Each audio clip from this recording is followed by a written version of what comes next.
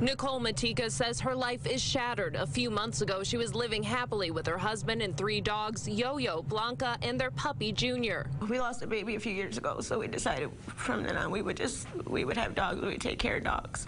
Then one day in January, she and her husband were shocked when officers raided their home looking for drugs. They seized what turned out to be legal marijuana plants, then fired 6 shots, killing Blanca and Junior, who were in a gated-off portion of the kitchen. Nicole's husband begged for their lives. They did nothing. They were cowering together in the corner because they were scared, and they still shot them. They were in the kitchen, locked up at the time. They didn't give them no chance. They shot them each 3 times apiece, a mom dog and a baby. Police killed Blanca and Junior, then had their bodies dragged away. They tried to charge Nicole's husband for illegal possession of medical marijuana, but those charges were dropped. We were just people that weren't doing anything wrong. And they ruined our whole life.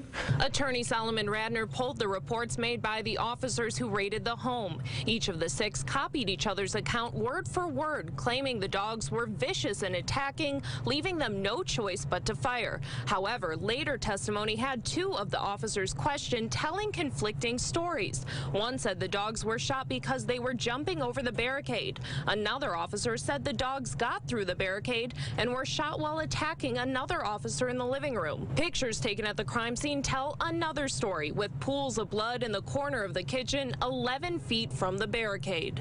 So we've got those 2 contradicting statements from these 2 officers. Now, I would have loved to have asked the rest of the officers what happened and maybe perhaps gotten another story or 2 or 3 or 4.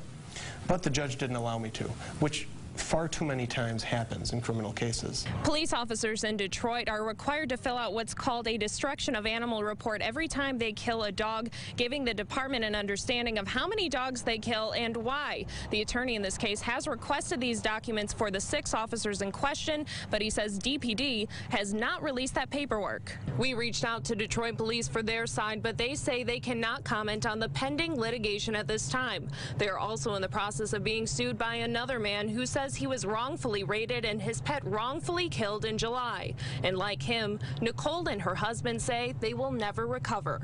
I'm angry. This was brutal. This has to stop.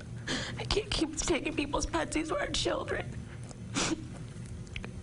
We loved our dogs so much, and it's been torn apart. In Detroit, Hannah Saunders, Fox 2 News.